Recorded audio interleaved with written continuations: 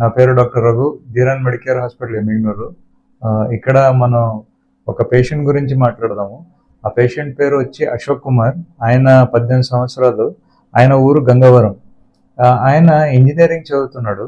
మనం ఏమైందంటే హాస్టల్లో ఒక షార్ప్ ఆబ్జెక్ట్ ఆయన మెడం దగ్గర ఉన్న నరంని కట్ చేసింది. అక్కడ లోకల్లో ట్రీట్మెంట్ ఆయన తీసుకుని అక్కడ గుర్తించగలేక వాళ్ళు ఏం చేసినారంటే ఓన్లీ పైన మాత్రం చర్మానికి మాత్రం కుట్లేసి పంపించినారు. నా దగ్గర డ్రెస్సింగ్ కోసం వచ్చినప్పుడు నేను ఆయన్ని చూసి అట్లా కాదు ఒకసారి చూద్దాం అని చెప్పి పరీక్ష చేసినప్పుడు నరం కట్ అయినట్టు కనిపించింది. దాన్ని మనం స్కానింగ్ ద్వారా కనుక్కొని ఇట్లా కట్ అయింది బాబు, మళ్ళీ ఇట్లా ఆపరేషన్ చేయాల్సి వస్తుంది అంటే ఆపరేషన్ చేసినాం. ఆపరేషన్ చేసే వరకు వాళ్ళందరికీ వచ్చి నరం కట్ అయిన విషయమే తెలియదు. తర్వాత వచ్చి ఆపరేషన్ సక్సెస్ అయ్యి అంత బాగున్నాడు. ఎప్పుడు వచ్చి మళ్ళీ కాల్ మూమెంట్స్ అన్ని వచ్చేసినాయి. పేషెంట్ అయితే బాగానే ఉన్నాడు.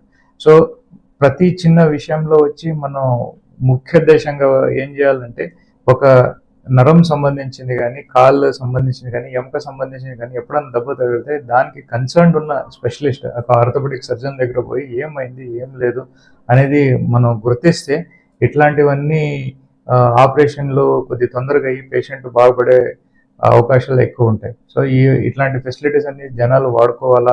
మన హాస్పిటల్లో వచ్చి జనాలకి ఒక మెసేజ్ పాస్ చేస్తూ నేను సెలవు తీసుకుంటున్నాను. నమస్తే.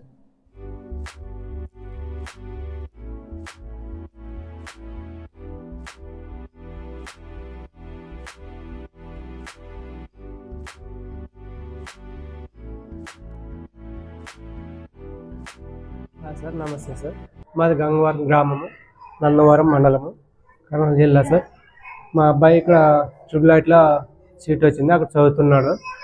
అక్కడ బాత్రూమ్కి వెళ్తే కాలు జారి పడినాడు. అక్కడ హాస్పిటల్ ఉంది, అక్కడ వాళ్ళు చూసి కుట్లు వేసినారు. కానీ అక్కడ స్కానింగ్ దీనికి లేదు.